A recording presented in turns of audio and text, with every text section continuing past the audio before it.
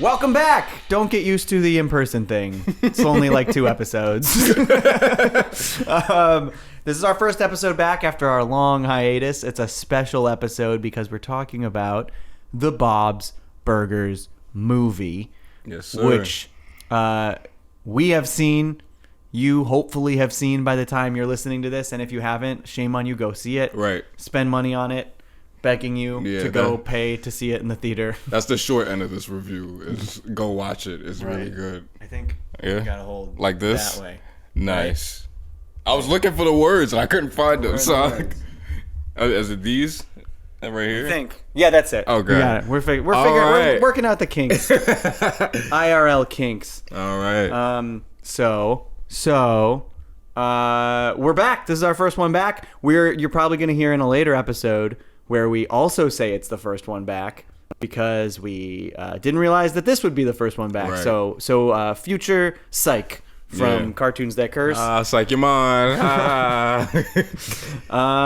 But yeah, we're excited. Honestly, we were so stoked to watch the Bob's Burgers movie. We actually got to see it early, which was pretty cool. That's why we're doing this in person. Yeah. Tariq came out, visit to watch the movie. IRL, we got to see it early, and as it turns out, it's great. Yeah, man. But also, welcome back to Cartoons That Curse, because we took that long hiatus, but we're going to be back with lots more episodes. We're going to do it a little differently. We're not doing as many mini-series right now. We're going to be doing a lot of season 1s after this. You'll see how we do it. But it's going to be great. We're very excited about it.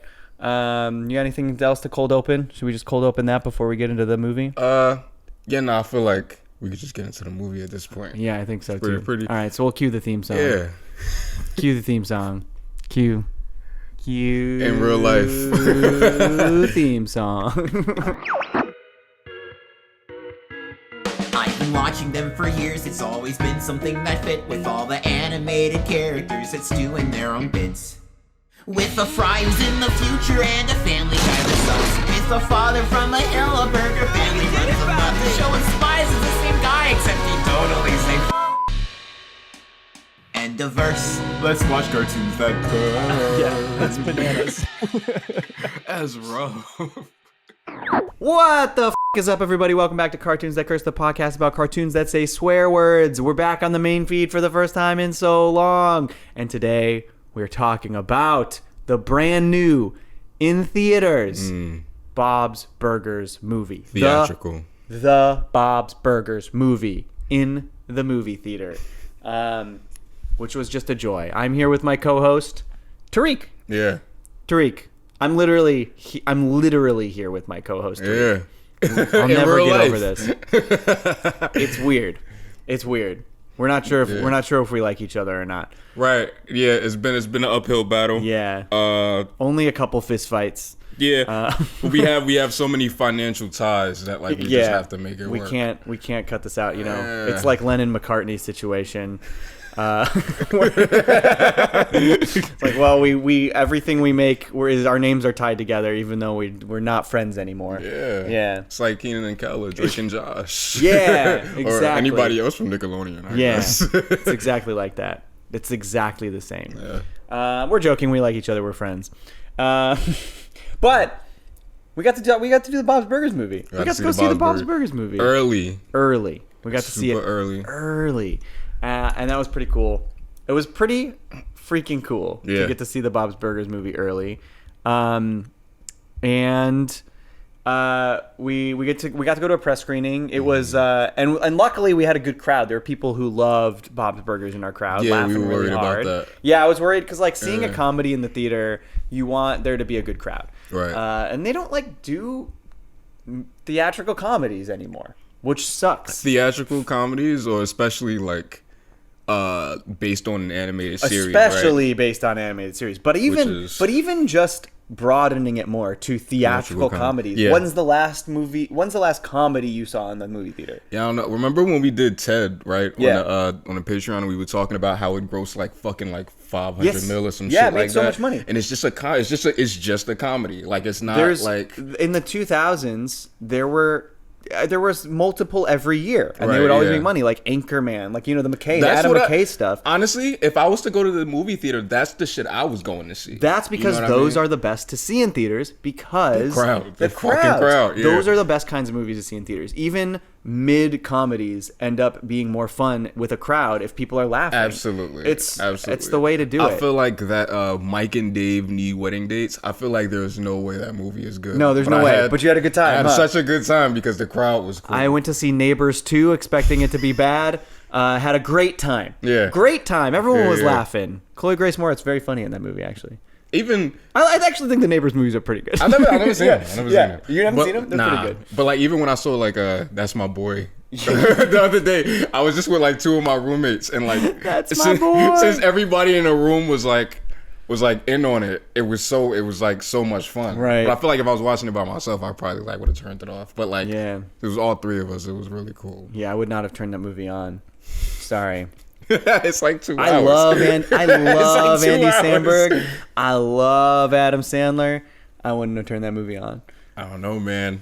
I had a blast. Maybe That's my if boy. you put it on, I would have watched it. I wouldn't have turned that movie on though. So we got to see Bob's.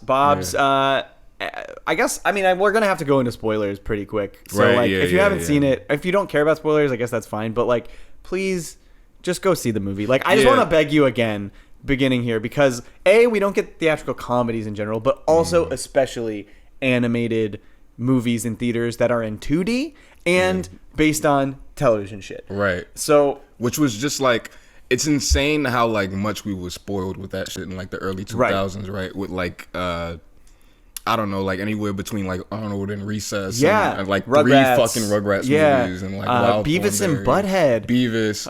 God, that's like fucking. There's three SpongeBob movies. There's 3 SpongeBob Like- movies, but one of them, did the third one even go to theaters, or did it just hit Paramount? I think it didn't. I don't think it went to theaters here. I think it went to theaters in other places. But also, like, only one of the 1.5 SpongeBob movies are 2D. Well, I'm not gonna say half. One and like it's 3/4. It's literally like it's literally like I feel like it's 20 minutes of that movie. that Yeah, is yeah. not So it's like yeah. like the last like fourth maybe Yeah. is like CG, but like and the third one is just all CG. But yeah. Yeah, I guess like, and it's interesting looking at these now. Okay, so now you look at the lineup of Fox animated shows we've had, because now Right. there's like this that now there's I guess it's really only been 2 that have gotten theatrical movies, and that is The Simpsons, and Bob's Burgers, and it's shocking that Family Guy hasn't. I guess they just don't want to do it. I don't think they want to. I think in a different timeline, Futurama got one, but instead they got the DVD movie Season, which is different. Granted, I desperately want to see Bender's Big Score on the big screen. That would be cool. Desperately. But I don't know, maybe one day, I'm hoping that one day they come around and do that. I think like, if these Hulu seasons do well, maybe they'll Yeah. consider it. I don't see it happening, but I think like when they kept doing these in the early 2000s, right? They kind of blew their wad a little bit, because like they saw how good Rugrats did, because Yeah. Rugrats was like the first non-Disney and then they animated turned. movie to gross Wasn't Hey 100,000. Arnold not supposed to be theatrical? Saves the Right, Neighborhood. they started doing shit like that. Yeah. Yeah, where like they'll like, oh, we already got this TV thing in the works, so Right. let's just slap it in the theaters and nobody would care. And like since the Rugrats movie was the first non-Disney animated movie to gross over $100 million, that's Right. when everybody was like, oh shit, We can do like, this. You know what I mean? And then stuff like Powerpuff Girls will go to theaters, Powerpuff and they didn't know how to Girls. market it, and it flopped. And like, Yeah, which is a stuff good like movie, that. too. It's fucking Yeah, great it's a good movie. and it's rough that like that ended up becoming like, it got so oversaturated that it ended up turning into, oh, these just don't work unless you have like an unstoppable monster of a series, Right. Because Simpsons came out after that trend was over. Yeah, imagine if the Simpsons movie had come out in like '98 though. Right, yeah. Like around the time that Beavis did. Probably would have fucked around and be Lion King. Yeah, maybe. Honestly. Because the height, that Simpsons mania was insane Yeah. in the 90s. And like also, I mean, granted, I'm a little bit of a snob about it, because I do think the Simpsons movie looks beautiful. I think it's a gorgeous movie. But when I watch the Beavis and Butthead movie, like with the like, Cell it's animation. just, yeah, the cell animation, I man. agree. It just, is so It's on charming. film. It's on film. I love that. I would I'm actually, like, yeah, I God, would. we never got to see a Simpsons movie like that. It Right. sucks. Yeah. It's the one that should have. Yeah. Right. Especially since like they slapped their face on literally everything else. Right. And it's just like, I don't know. In the 90s when animated films were like killing, Right. I just think they should have did that instead of like Quest for Camelot, because I think that's Fox. Yeah, I think you're right. Yeah. So I guess the closest analogs to the Bob's Burgers movie that we have are Beavis and Butthead, Simpsons movie, South Park, Bigger, Longer, and Uncut, Yeah. and is that it? Aqua Teen? Aqua Teen Teen did kinda, go to but not Beavis. really. Like the other three, like Beavis, South Park, Simpsons are way closer, I think, than Aqua Teen in terms of Aqua like, Teen is just kind of its own thing. it's its own thing. Yeah, Yeah. very. Yeah. Yeah, so I guess adult animated shows go to theaters less, because I feel like this might just be like a weird like crack theory, but I feel like the thought process is that adults are less inclined to pay to go see a cartoon that they Right. normally see like on TV in the theater. Am I doing it right? I don't know. I might be. Am I? I don't know. Test. Hello. Yeah, it's this side. We're doing it right the whole time. All right. We were doing it right the whole time. Working out the kinks IRL. You're right. And like the Simpsons movie did well, right? How much that probably made? 500 mil. That's a lot of money. It was it's the What about second. I think it's the second highest grossing 2D movie South ever. Park probably made a couple $100 million, I would guess, right? Because that was a pretty big phenomenon. But it's R-rated. That's different. You get fewer people in there. No, wait. South Park didn't make. It didn't touch 100 mil. It didn't even touch $100 million. As far as I know, it didn't. You could check, but I'm like 95% positive that it didn't. You're right. What does it say? 85 mil. 85. Yep. Yeah. that makes 85 sense. mil. But it cost like $5. The budget was $20 million, so Yeah, it still made so. it still made 4 times its budget. It was enough for them to, because I remember hearing that, I guess that like, makes sense because it's R-rated. Like yeah, that tracks. Yeah. I remember hearing that like there were like, it was like kind of like at that point it was kind of like the last leg of the show almost. Like people were kind of like coming off season 2 like, oh man, this shit isn't as funny as it was when it came out. And then like, so they kind of did the movie, and then when the movie came out, everybody was like, oh shit, it's good. And then Yeah, it's so good. like one of the best things in South Park history. Yeah, like one, maybe my favorite. No, I agree. Now that the more I talk about it, I'm like, yeah, it might be my favorite one. Yeah. So this is going to be interesting to see though with Bob's because we're now in this age where theatrical comedies don't really come out. We don't really get animated movies in theaters. We don't really get 2D movies in theaters. Sorry, we don't really get movies based on animated properties in theaters anymore.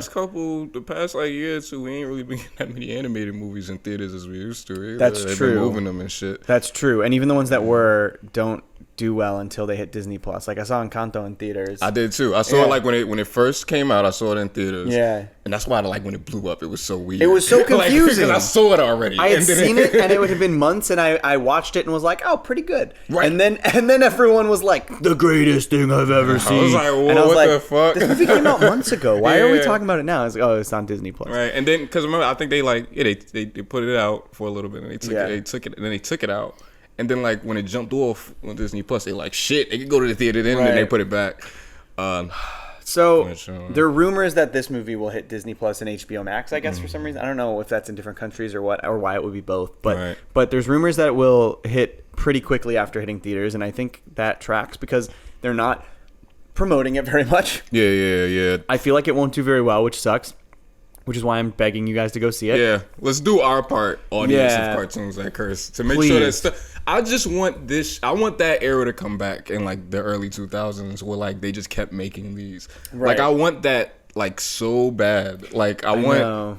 Like we were talking about it last night with Kevin, and I feel like the only like logical step they could take to do another one of these would be like Rick and Morty. Rick and Morty, I feel like will get a theatrical movie. It will be rated R and it will do very well. I Yeah. feel like that will make a couple $100 million.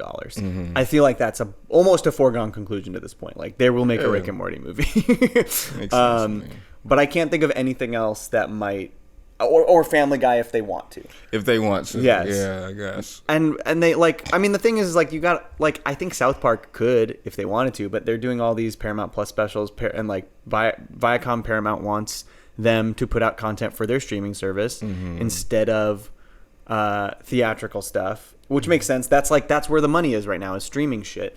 But I hate that these types of movies are the things that get pushed to those platforms, because these are specifically the types of movies that are better in person with a crowd. Exactly. Yeah, absolutely. Why are comedies coming out on Netflix? And that's why everyone's like, there's been no good comedies in years. It's because you watch them alone in your house. Exactly. You have to watch them with people. Exactly. Saying that to say, it was really cool to watch this shit in like a room full of people that understood the show.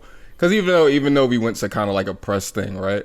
Like, I was a little scared it was just gonna be like a bunch of like I don't want to say snobs, but like I guess like people that didn't, like that didn't really appreciate it. Yeah, like that don't laugh at like that, because there is a lot of that in this movie. There is a lot of that Bob's Burgers, like, let's just like let not derail from the conversation, but like Gene or somebody would just like point out something small, and then it would just turn into this thing. Yeah, like for a little bit, and there's a lot of that in this movie, and everybody was just like.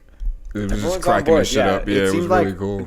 At least, and even if it wasn't everyone in the theater was laughing, the people who were laughing hard. Right. Which was great. So it was like a really good theater experience. We were laughing really hard. The people behind us were laughing really hard. It just felt good to be able to like see these characters on the big screen. Yeah. I guess we get in the movie. First of all, looks fucking gorgeous. It's so pretty. It's really pretty. I remember when they first announced it, that was my first thought, was like, how is this going to look like you know what I mean? Because it is Bob's Burgers is animated on Toon Boom. It does like utilize rigs to a certain extent. Yeah, and the movie was too. Like, so, yeah. Right. So I was really curious how they would do that theatrically. And it kind of, you ever watch Central Park? I've seen a couple episodes. I gotta watch more of it. So it animates a lot like those like really fluent song sequences in Central Park, but there's like intense cinematic like staging and shadowing, and it's just really cool to look at on the big screen. They do sometimes like they don't stray away from like the normal Bob's Burgers staging, where like characters, if they're going back and forth, they'll just kind of like stand there and talk for a second. Totally. You know what I mean? And I do think that at certain points when I caught them doing that, I was like, oh, I feel like there's like, but I think that's just kind of like my artist animator brain. Sure. But like that, I felt like, I'm like, oh, you could have like made him like do something with his arms here. That would have been really cool. Like, you know what I mean? But that doesn't negate anything. I do think the movie is so pretty. There really is some like incredible character animation, especially in the dancing. There's so many dances in this movie, like really weird, goofy dances, and they're all so funny and like so bizarre. Like they must have gotten some weird people in there to do reference video for some of these dances, because like I don't know how you come up with some of these dances. They're great.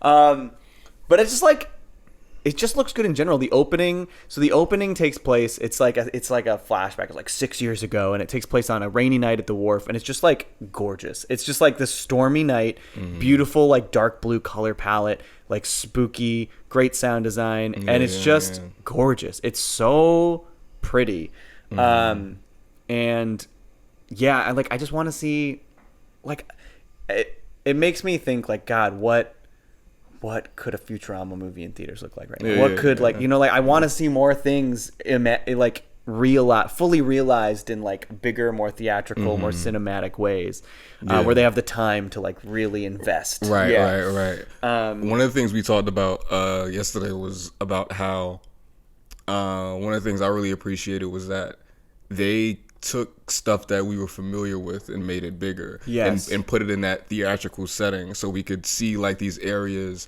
that like we associate these characters with, look really gigantic. That was one thing, even as a kid, that I like wish that we got more of in a Simpsons movie. I wish we saw more of like their house, and like what that would look like with cinematic staging. But instead, they take them out of Springfield, which I do think, I think everything about it is still really pretty. But I do, I like when shows do that. Like Powerpuff Girls did that a lot too, where it's just like these are areas that we know and we're familiar with, but they look so much bigger because of the scaling of the movie. Yeah, and then I also like that Bob's like, so we a lot of it is at the wharf, is at the Wonder Wharf, the theme park, and and they also do shit where they're like, oh, let's like unveil more aspects of this. Like we get to see inside the molehill ride, which is really cool, and then like there's like a secret area under the wharf. There's like the under wharf where like there's all this storage that like and it was just, and that was like, that stuff was really theatrical and cinematic. It was beautiful. That's what I was one of my things about it was just that like another thing I think about with these when cartoons go to theaters is that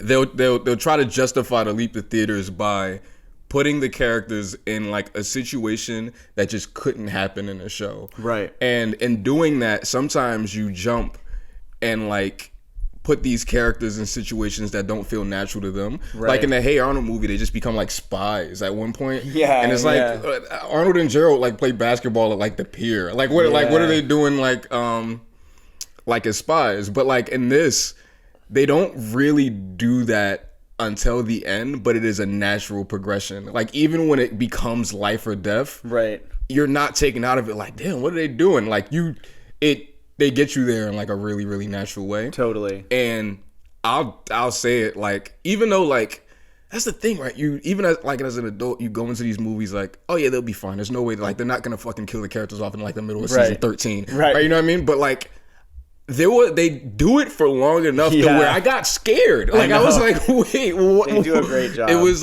really cinematic. We haven't really spoiled anything yet, but like if this isn't enough to make you want to see the movie without spoilers, then like I don't know what to tell you. So but I guess we can dive into spoiler stuff now. The part I'm talking about is when they're like about to go into the hole. Yeah. And it's like there's that shot where like you see from their perspective and like it's like I was like, oh man. And I just looked at Bob and he has his kids with him and I was like, oh, this is fucked. Yeah, it's brutal. They do a good job because like I mean I think the important thing is that the characters think that they're gonna die in that moment. You know what I mean? And like you get the real genuine like fear and reaction from them. Even though as the audience member I'm like, well, like I know they're not gonna kill Bob Belcher in the Bob's Burgers movie. Right.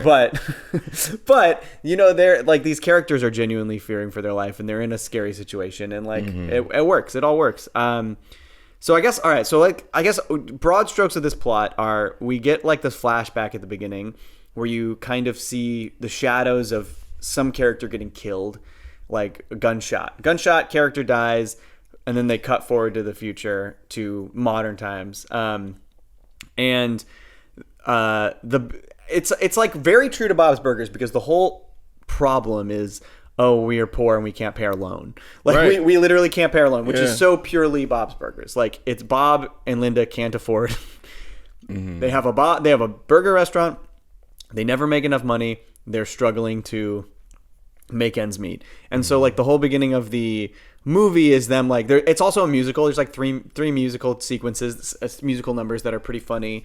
And the beginning opening one is basically them like being positive. We're gonna bring our loan officer a burger, and he's gonna give us an extension on our loan, and everything's gonna be great. Yeah. And then immediately he's like no. Yeah. And in that same song, they set up all three kids as motivation. Exactly. Gene makes some kind of weird instrument with like the napkin holder and like the spoons, and Louise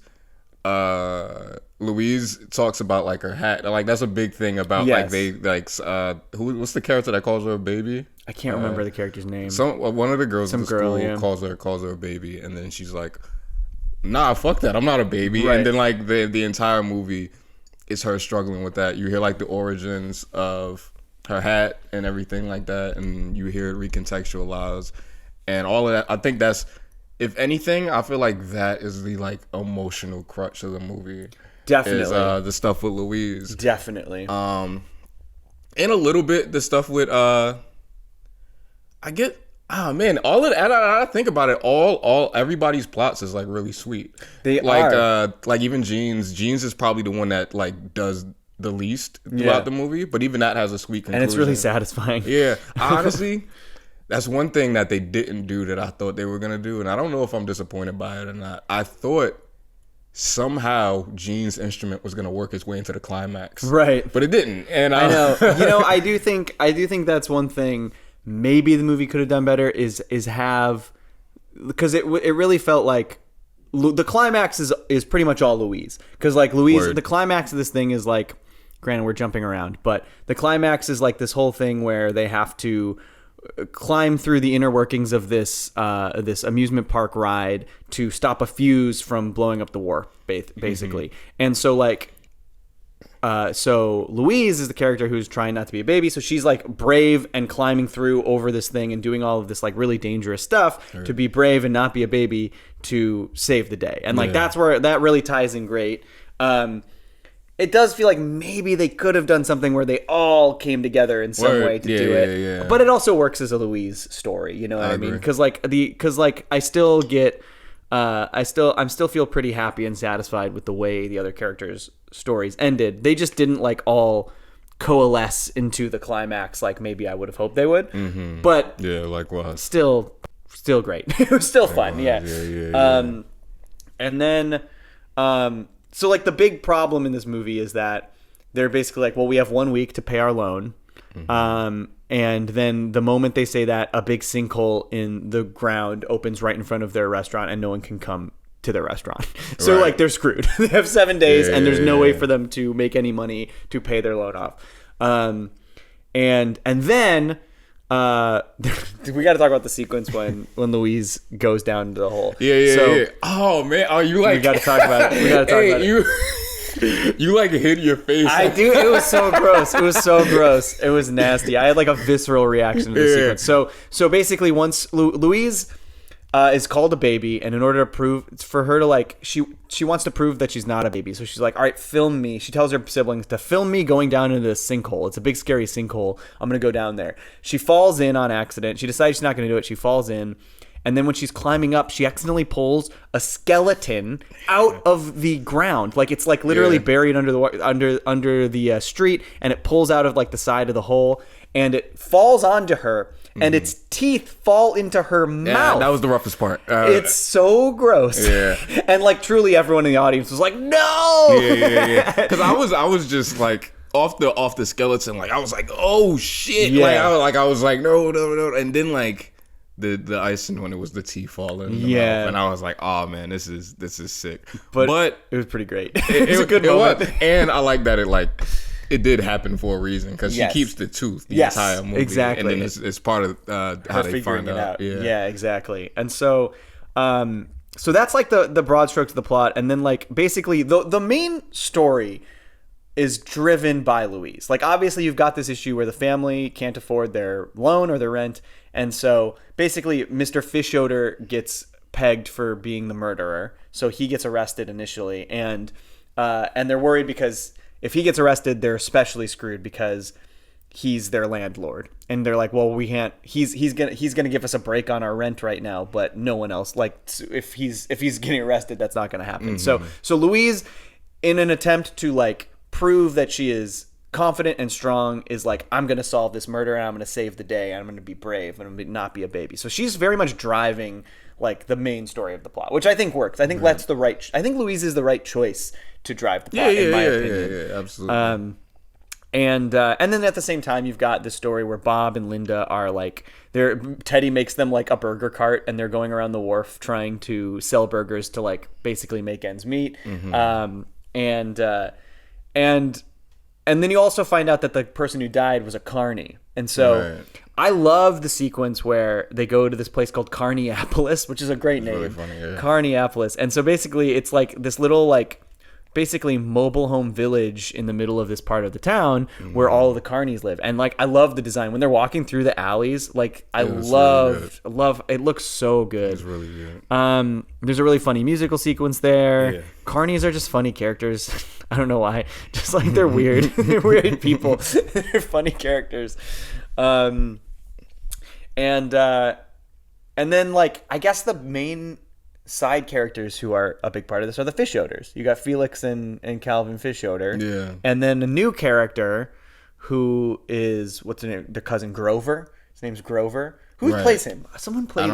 Was it Who was remember. Zach Galifianakis? Who was he? Zach Galifianakis is, I feel like, isn't he? I think he's Felix Fischoeder. I think he's. Okay. I think so. Hold on, let me look this up. Bob's Burgers, Fischoeder. They spell it literally. That's really funny. Fish odor. Calvin is Kevin Kline, and then nice. wait, who's? Let me find Felix. You probably could have just went to the movie wiki. Yeah, probably. Felix. Oh, there he is. Felix is. Wait, where's the? Nice. Come on, ads. Stupid.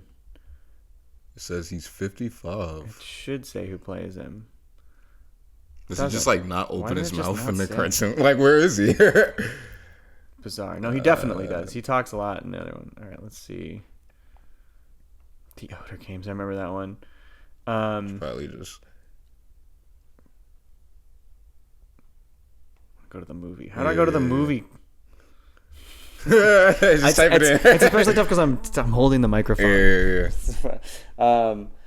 But normally I'm on a computer and I can do this while we're talking without anyone noticing. Like I'm looking things up.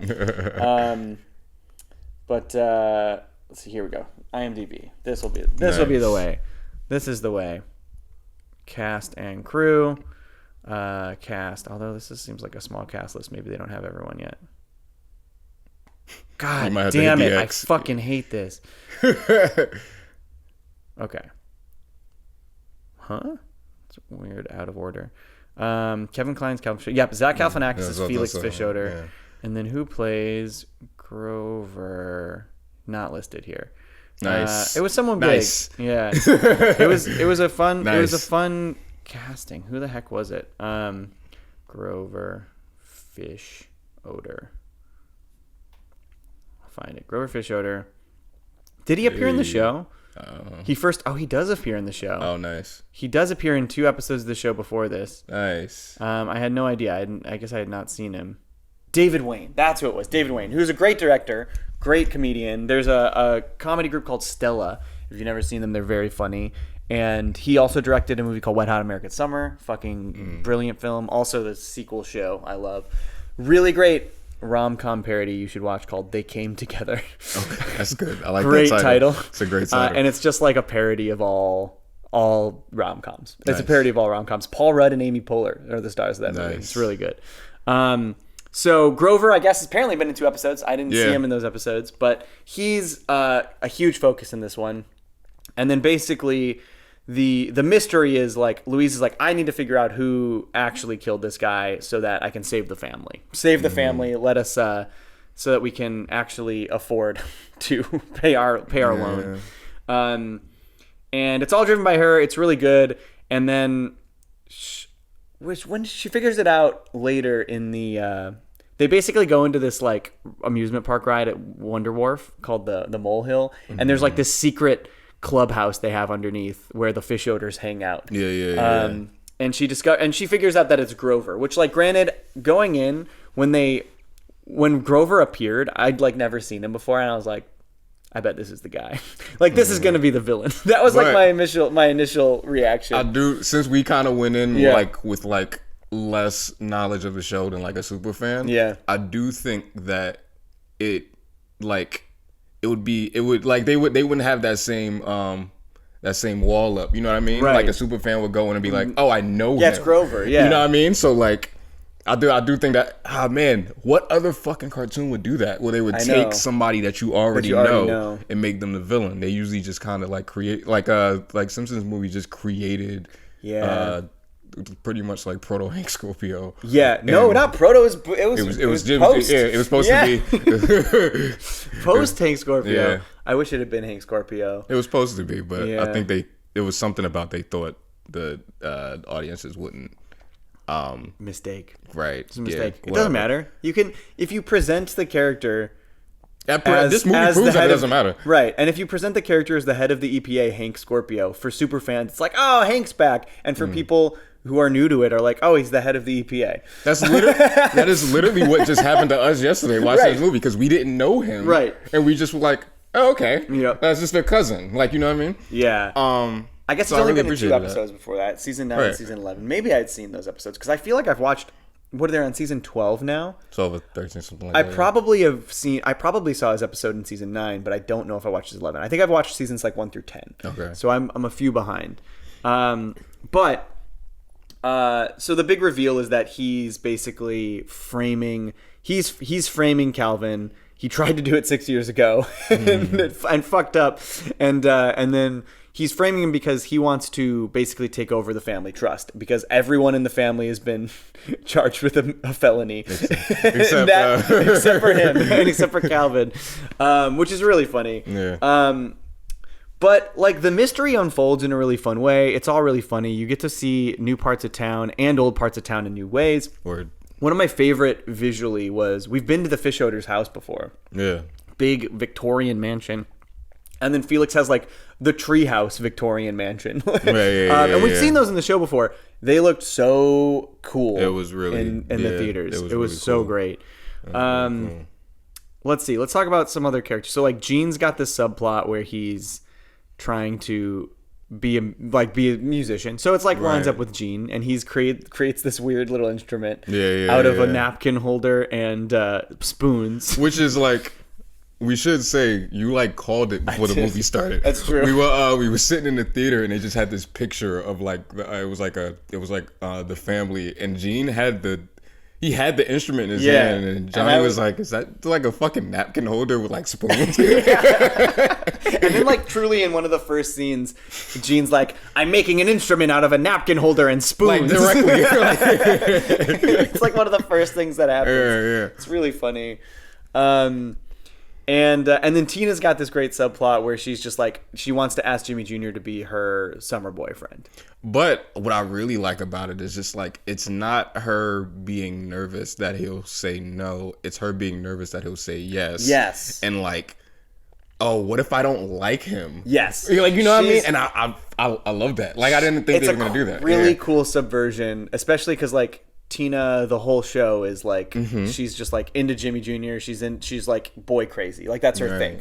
And for her, yes, like to really like deeply examine what it is about Tina that prevents her from making those bigger steps towards that. You know what I mean? It's like, and that's really interesting. So like the idea is that she's worried her fantasy Jimmy Jr. that she dreams about all the time is not Jimmy Jr. And she'll be with Jimmy Jr. and be like, oh, he's not what I thought he would be. Right. It's smart. It's really well done. Yeah, I like that. Yeah, I do like too. that. One thing I like about it just kind of reminded me when watching this movie. One thing I like about Bob's Burgers that it does better than like any other adult animated show about a family, like Simpsons, Family Guy, American Dad, is you can look at those kids and understand where all of their traits come from. Yes. Like Louise is 1000% Bob's daughter. Right. Like, and you like, there's like sections in the movie where she's just like, oh my God. Like, Yes. like exactly Yes. like that. And And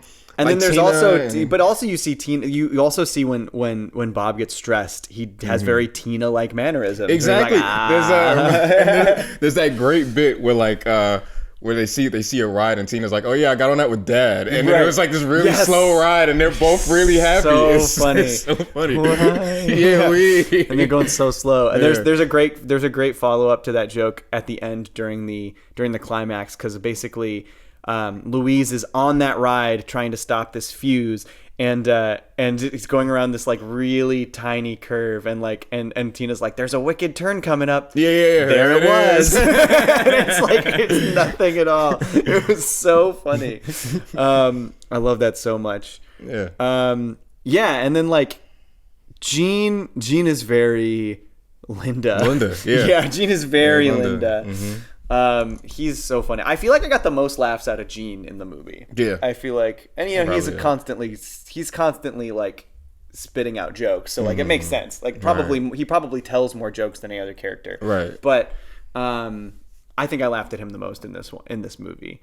Let's see, what else do we got to talk about with this movie? The music is good. I think Bob's Burgers music is always fun. It's always interesting though, because like the thing about Bob's Burgers music is like I think it's always fun and clever and like catchy, but all the characters have such weird voices and not necessarily like great singing voices. You know what I mean? Like I love John Benjamin singing, but he's mostly just talking like this. You know, and I think it works, but it is like, and it's fun and I like watching it. But I do feel like, you know, in something like the South Park movie, which is also a musical, those songs get stuck in my head. Stuck in my head. Yeah. And the Bob's music I liked, but like I wasn't walking out like humming any of the songs. So, I think like that first one, it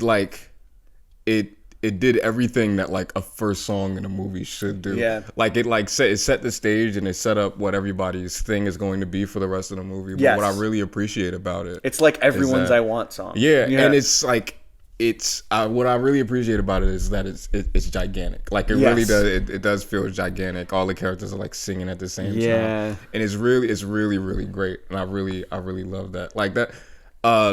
I said it yesterday, but like the entire movie, I was just smiling the whole time. Yeah, me too. Like it was just so everything about it. I just really love. And yeah, I don't know. Like even like the villain song, like Calvin's song, right?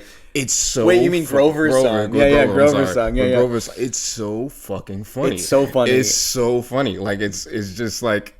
But it's funny because he's bad. Like it's funny because he's a bad singer. Like the joke is like he's about to sing this big song that like reveals his whole plan, and he's like, I'm the villain, and he's got the goofiest fucking dances you've ever seen, and his voice is so bad. And like the pitch he chooses to sing that song in is so funny. As high as possible. There's a part where he asks is like, "Do you want to hear my plan?" And then they just kind of like look at him. Yeah. Because I don't think it registered when he asked. And they're like, "I'm gonna ask you again." It's so funny. And Bob's like, yeah, all right. I love that scene. I was laughing so hard the whole time during that whole sequence. There's like a really awesome chase under the wharf. That's the coolest part. This under wharf chase. It's so cool. I was into it. There's that shot there's a shot that everyone viscerally reacted to, but you were just like, oh shit! And it was so they go under the wharf and they get in this car, this like clam car to start driving around, and Grover is crawling through this vent after them. God. And it is like fully like a horror movie. It looks like a horror movie shot where he looks like a creature. Like it's like a body horror shot of him like you're right. I did yell, oh shit. You yelled, oh shit. Because the way that shit is animated is legitimately terrifying. It's so scary. And everyone had like a visceral reaction to that shot. The lighting too. There's like backlight on him because he's coming out the room. It was like a orange warm glow behind him, and he's just like, and it's just like a black shadow doing this. It was scary. A fucking tarantula, bro. Like that shit is crazy, man. It was so funny. Yeah, I definitely did. I forgot that happened. I did. Yeah. Oh shit, that reminds me of me and Johnny were watching this. We were watching this reaction to No Way Home yesterday. Yeah, Spider-Man No Way Home. And there's the part at the end of the movie, spoilers for Spider-Man No Way Home if you haven't seen it. There's a part at the end of the movie where Tobey Maguire's Spider-Man stops Tom Holland's Spider-Man from like stabbing Green Goblin with the glider. Mm-hmm. And then Green Goblin stabs Tobey Maguire. Mm-hmm. And there's a big crowd reaction. Everyone's like, and then one guy just goes, what the fuck? Yo, it's so funny. It's so funny. Man, that shit killed. That shit killed so both of us. Funny. I guess I felt like him at that moment. Right. Like, oh shit. Yeah. It was so good. But like that's crazy. This movie had like I had the big visceral reaction of the tooth falling in her mouth. I was like, oh no. Yeah. And then when that scene, I had a visceral reaction to that, but you just screaming, oh shit. It's good. Like it's not something you maybe expect out of a Bob's Burgers movie to give you those big visceral audience reactions. Back to what we were talking about, like that's what's cool about seeing shit like this in the theater. Right. Like just like that, like being that immersed in it, like it being that big and being that immersed in it to where you can react. I wouldn't have had those reactions watching it on Disney Plus. Probably not. No, I don't think I would. Yeah, it's so like I know the movie theater's money, guys, but like this. Let's give this movie money. I think it's worth it, bro. Like legitimately, like I do think it's worth, even if you like Bob's Burgers a little bit, if you have any like just a little bit of like passing knowledge of what the show is, right? Because like I'll be honest, I can't even tell you the last time like I watched it regularly. Like I'll catch it. There was a point in time, right, where like before I moved, I was watching Animation Domination every night. So like Simpsons, Bob's Family Guy. But the thing that started to happen was they would play The Great North after The Simpsons, and The Great North is animated and voice acted very, very closely to Bob's Burgers. Yeah. So by the time Bob's Burgers came on, I would just feel like I just watched it, Right. and I would like not want to watch it, Right. and it would be really upsetting because I love Bob's Burgers more than I love The Great North. You know what I mean? Right. And so I just kind of would like miss episodes. But even the ones that I did end up seeing, even though like it was kind of tainted a little bit because of the show before it, it was still really, really funny. But like, yeah, even somebody like me who hasn't seen like an entire season in a while, like I still was able to understand everything. Yep. I still was able to laugh at everything, and like, I don't know, I still was able to care. Like, I still was able to really give a fuck about what happened to everybody. And I think it was like they walked a really fine line really effectively because they also like they didn't shy away from maintaining continuity with the show. Like there are aspects of the show that they like made passing references to, like of things that happened previously in the show, and that never, like me not knowing exactly what they were referring to never took away from what was happening in the show. But like alternatively, like I feel like the Simpsons movie doesn't, and even the South Park movie, well, granted the South Park movie came out like they made it while they were making like season 2, so there's not that much to reference, but like they don't make, I think Bob's Burgers movies makes more references to the text of the show that came before it than the Simpsons movie or the South Park movie do. I think I agree. I think I agree. There are some things like I guess like understanding character relationships goes a long way for like the Simpsons movie, but they're never like. Most of the references to things that happen in the show are like visual. They're never like that's what like the character relationships thing. Like the whole first act of the Simpsons movie is reestablishing how all of these characters feel about each other, right? Totally. Like they reestablish how Marge feels whenever Homer does something. They have the whole dare sequence, so you get how Bart feels about Homer. Yes. You know what I mean? Like they do all of that, so that if you just have a passing knowledge of the show, you get reminded. Right. But they don't do that here. They don't do that here. And I legitimately, in this case, I don't feel like they had to. I don't think either. Like there are even like really direct references. Like there's like Felix Fischoeder has this like relationship with this character Fanny, who I guess in this show previously went to jail, and like and so like they make a reference to that. Like, oh, she's out of jail. I was like, yep, he's like out of jail now. Like, but you can easily laugh at that. Yes, without knowing she went. Yes, exactly. It was really. It's like okay, because one of the issues I had with the first Hey Arnold movie was that like they just kind of like open with, oh shit, they're about to destroy this town. Right. We don't have any time to like establish like how do these characters feel about this town? How do they feel about their neighborhood? Right. Like, and like showing everybody, you know what I mean? But like with this, I think they do a really good job doing all of that in the first song. So by the time they get the no, you're already in and you already understand. True. What's at stake here, and that's really what I feel like the first Arnold movie. That's really all they needed was just kind of like just like one or two scenes of just like characters legitimately just enjoying themselves. Yeah. In the place that they are. And that's why, like, when like they come and like wreck it, that's when we'll be able to feel it. Right. You know what I mean? And the Simpsons movie does that. Yes, totally.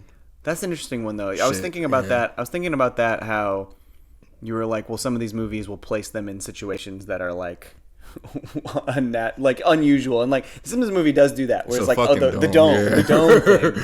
But it is funny. Like the visual of the dome popping down always gets me. Yeah. I I guess in the scheme of I guess like, okay, if we're looking at 4, we got 4. I would say there's 4 animated films based on adult animated properties that like I put in this category, and we talked about them earlier: Beavis and Butthead, South Park, Simpsons, Bob's Burgers. And I think all 4 are good.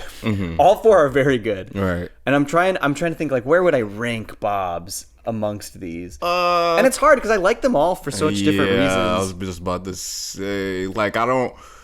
And I've got nostalgia for some of them and less for others. Well, look, right? Like, I have absolutely no nostalgia for the Beavis movie. Yeah, but like, the movie whatsoever. fucking me either. And the movie But ruled. I think it might be better than this. Yeah. You know what I mean? But I also think it might be because of like the absurdity of what Beavis and Butthead is, and how they use that to translate into like this story where they don't even know what they don't is even know going that on. they're moving through this know what I mean? insane giant plot of a story. Because they're Beavis and Butthead. And I think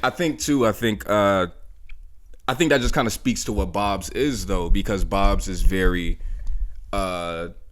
character and dialogue driven, right? Where with Beavis, it's more like just the scale and the absurdity and how far can they really push it. They are 2 different shows, and because of that, they have to take 2 different kind of approaches to how they. That's true. How they would make a movie. You Yeah, know? and then like I feel like the only one that you can really closely is a close analog is The Simpsons, because The Simpsons because South Park came out just a couple of years after the show, so like that was one of their first things. Like a South Park movie now would be so different than that movie. Absolutely, the Butters is in like 2 shots. In the first one. Yeah, Butters is like a main character now, and he was not in that movie almost at all, and that's nuts.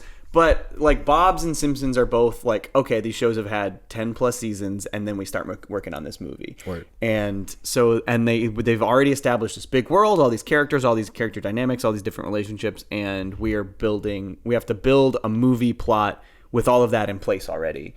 And I guess Beavis is different though, because like really when you look at that show, like there are some characters. There's Beavis, Butthead, Tom Anderson, the Van Driesen, right? Is that the teacher? And that's pretty much like, and the principal. Daria, yeah, but she's like shows up and then disappears. Is Daria in the movie? No, she's not. Daria's not in the movie. She's not. They make a passing reference to Daria in the first revival season of Beavis and Butthead, the only revival season at this point. When there will be more soon. Yeah, right.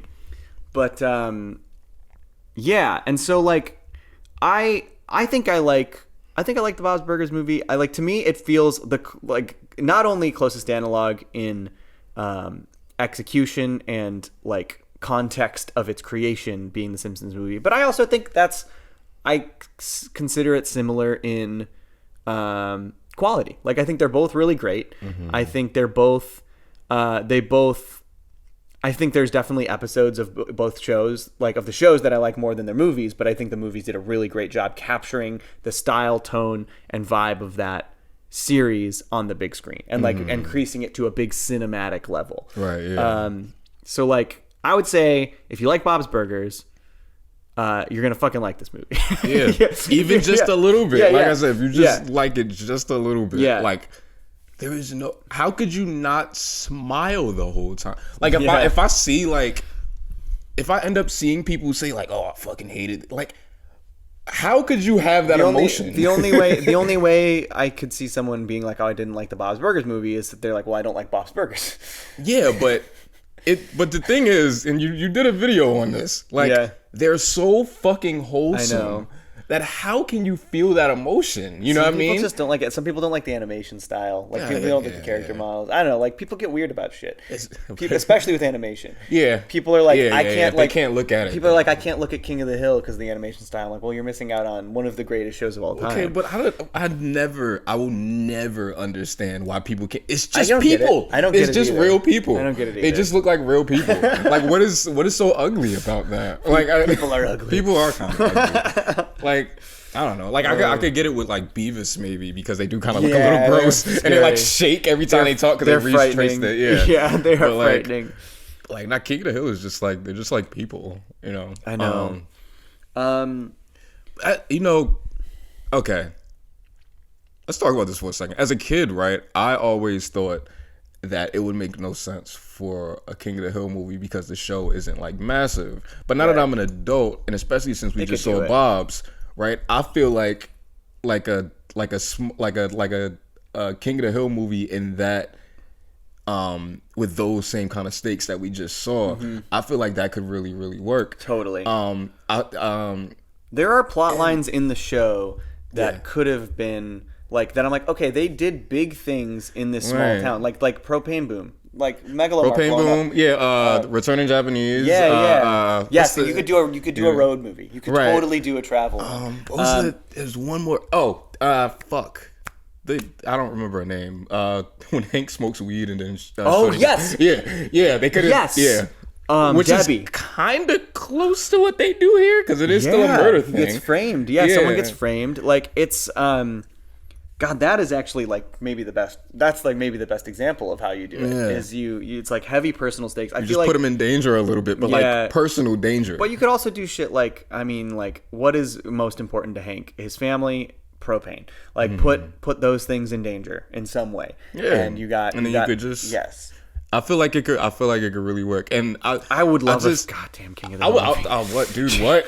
But like, what's what I think that's what I really admire about this movie is that like it was able to take like just like the most chill, mundane show and still manage to turn it big, but still feel like the show, right? And I guess before that, I just thought that like your show had to have some kind of like bigger element in order to make it to the screen. Otherwise, the Simpsons movie didn't need to have the town dome story, the Alaska story. Like it works. I like what it is for that movie. Yeah, but like they almost did Camp Krusty as the movie. Camp Krusty would have worked. It would have worked. Yeah.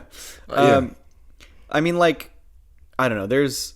Who shot Mr. Burns? Right. Who shot Mr. Burns? Like, there's so many things the Simpsons have done in the show that are more centric to, like, the core of the town and not, like, being this big outlandish, like, oh, the town is bubbled. The town has been bubbled by the EPA.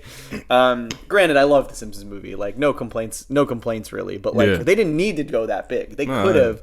I guess the difference there is like, well, the Simpsons is never gonna die, so they'll just do that shit in the show. Right. Yeah.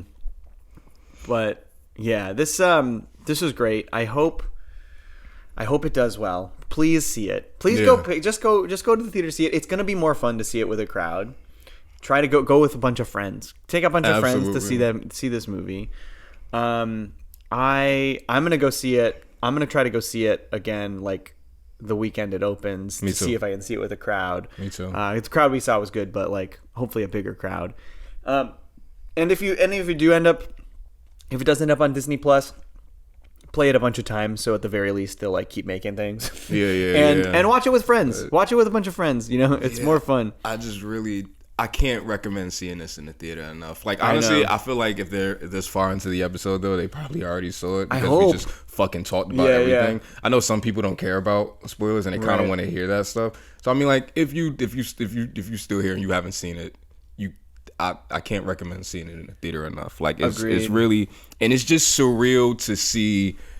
That's honestly one of the reasons why I got into animation and like why I've always wanted to do TV, because like again I grew up in that era and I just think it's really cool that like you can like live and grow with these characters for like years and then suddenly they're just like bigger, like they're on this bigger screen, they're on this bigger scale, and like I remember the night Bob's Burgers came out and then like seeing them on the theater screen was just like I can't even think of like an emotion like parallel to that. You know what I mean? Like it's similar to like any other time cartoons, whether it be Arnold or Simpsons or whatever. Like just kind of growing with characters and seeing characters that you know already and seeing them animated bigger and like you know what I mean? Like I can't stress like the shadows in this movie are crazy. The lighting is crazy. So good. The character animation is crazy. It's crazy. It's so good. It's all really, really. It's worth it. It's really worth it. Yeah, agreed. And that's something I wanted. Like, there's so many things I see on TV of my favorite shows that I would love to see bigger, more theatrical versions of. I mean, like the top of that list is Futurama, but we were saying they're probably going to do a Rick and Morty movie at some point, and it'll probably be fun. It'll probably be cool. I can't. It's hard to imagine they don't do that one. Yeah, but yeah, I don't know. It's I hope this isn't like the last gasp of this trend that like will never happen again. You know what I mean? Yeah. Because it is far in between. I think the last time this happened was Teen Titans Go.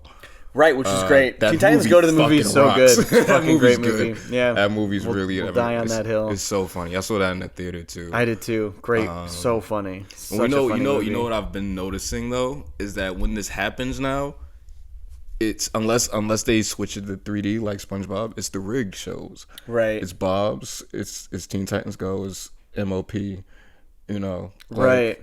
And yeah, that's been happening like that too. But For sure.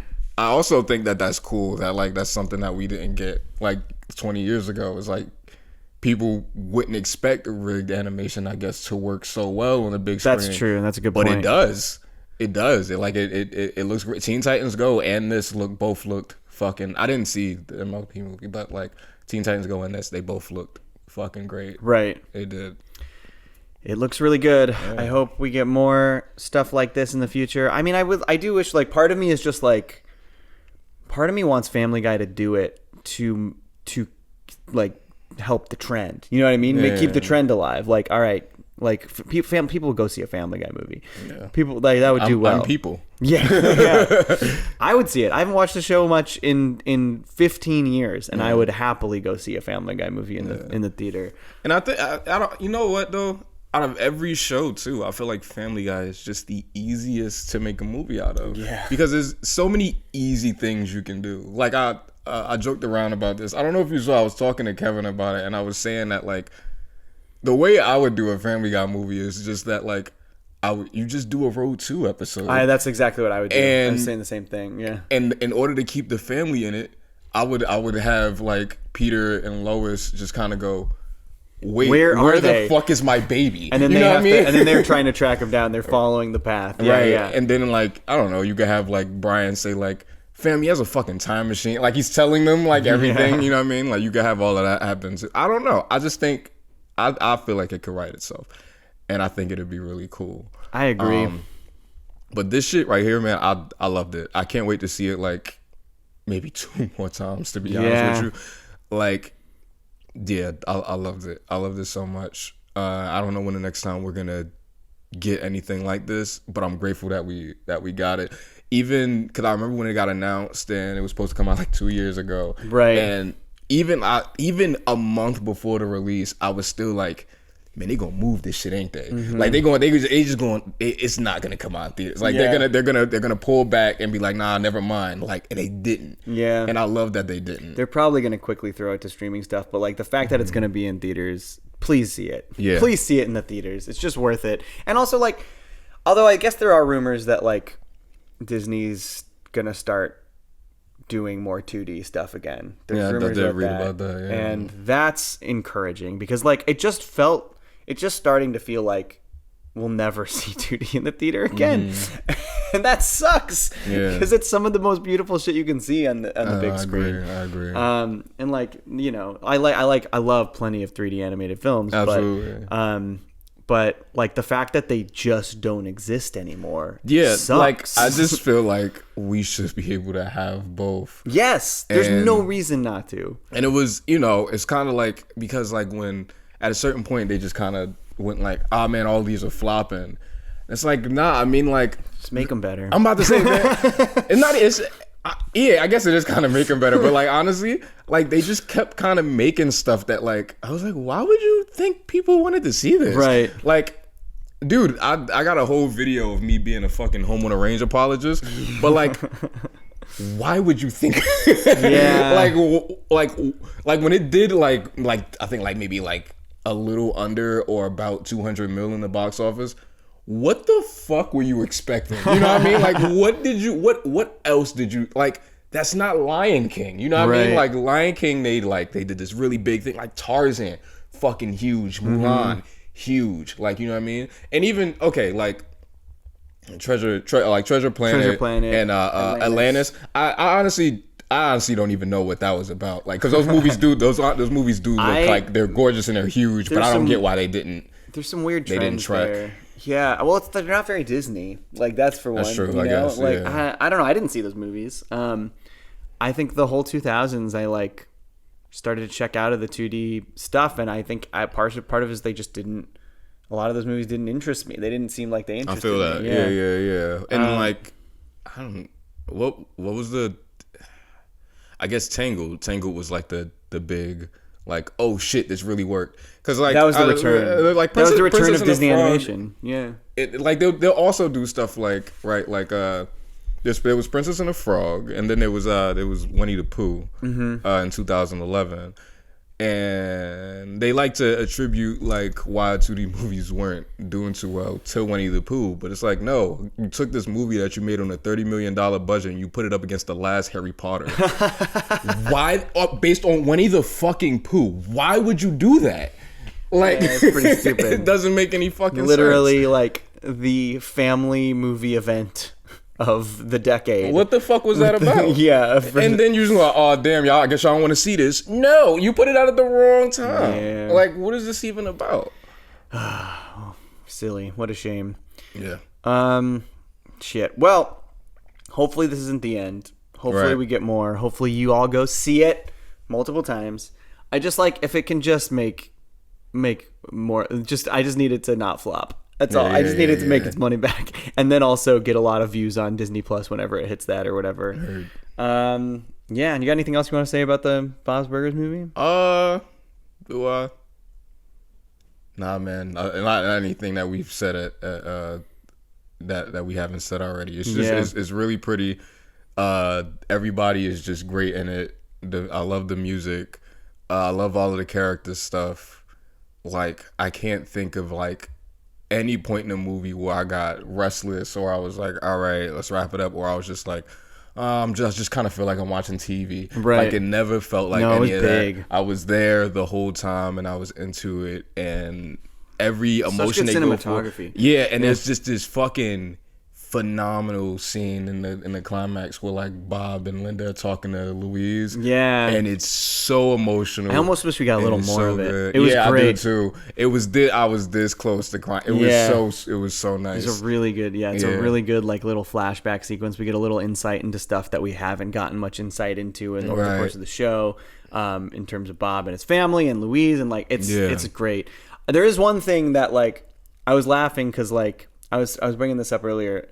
They almost do this thing where I thought they were going to show us Louise without the bunny ears. Yeah. I thought they were going to show it, which is very much South Park movie, like seeing Kenny's face for the first time. But you know what, like, you know what made me really convinced that they were about to do that was that they made Tina and Jimmy Jr. kiss. That's when I was like, oh, shit. They're about to like, okay. They're doing it all. They're going to do it all. But like ultimately what they did is they have it fall off and she's just like, okay. Whatever. Which I do think is, regardless of if we see it or not, I do think it's like an important character moment. So. Yep. Agreed. It was really good. It went across. Highly recommend the Bob's Burgers movie. Please go see that.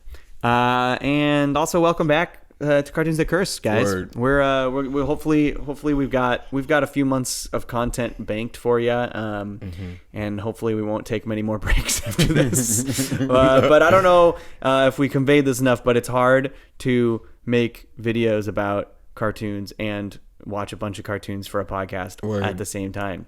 We underestimated how much work that is. Right. So we're trying to get a good consistent flow for you guys. We should also plug, while we've been on this hiatus, we've been plugging away at the Patreon, and we've got like probably 8 to 10 more Patreon episodes up. Yeah. So if you subscribe to the Patreon, $5, you get a bunch of bonus episodes. Yeah, you get the Paddingtons, you get the Teds. Yeah. We're working our way through the Toy Stories. Yep, we're in the Toy Stories right now. We did Anomalisa. We did do Anomalisa. A lot of Hammer talk in that. That's good. You know what? You should start a new podcast called Hammer Talk. Oh man, movies that they just saw the Hammer. Yeah. That's it. Just saw the Hammer. Yeah, so check that out if you're interested in more episodes from us. And it might get weird with we're gonna start covering shows that have a lot more episodes than what we've been covering. Like once we get into Simpsons and King of the Hill, like we get 20 episode seasons, so those might end up being split into a bunch of episodes. Like that's the thing, is like we talked about the Simpsons season 1, which is 13 episodes for like 3 hours. Like 3 hours. And that's only 13 episodes. And so when we get into these shows that we're obsessed with and we have so much to say about, we just can't help ourselves. And so like we might end up being like, all right, King of the Hill season 2 episodes 1 through 7. And then like we might just have to do it that way because we talk about them for so long. So you'll get more content. We'll be covering fewer episodes every week, but you'll get a lot of us, and also probably more passionate than a lot of stuff because we just like obsessed with these shows. Yeah, we're just obsessed with these shows. So I don't know. Let us know how you feel about that. And yeah, you got anything else? Should we sign it off? Nah, man. Let's call it for Bob's. Yeah, until the next time we do this in person. This is going to be the last in person for a while. We're also going to record some commentaries while he's still here that will go up on the Patreon feed. Those won't be video, but you'll be able to sync them up with a movie. So if that sounds fun to you, then we'll have a few of those going. And yeah, with that, I want to thank Carrie Feek for our artwork. I want to thank Jake Neutron for our theme song. I want to thank Michael Yunez. We're in his apartment right now. He's over there. Yeah, he's over there. I want to thank him for producing, editing this podcast, and co-hosting After Dark. Definitely check out After Dark, our Patreon. Toy Story 2. Yes. Yesterday. We did yesterday. We did Toy Story 2 in person here yesterday. It was great. Check it out. Word. And with that, I want to thank you. I got to thank you too. Oh, thanks. Thank you, man. Tariq. Yeah. Thank you for letting me sleep on your couch. Yes, no problem. I hope it's comfortable. I'm sorry about my dog. No. And with that, thank you very much. Talk to you guys next time.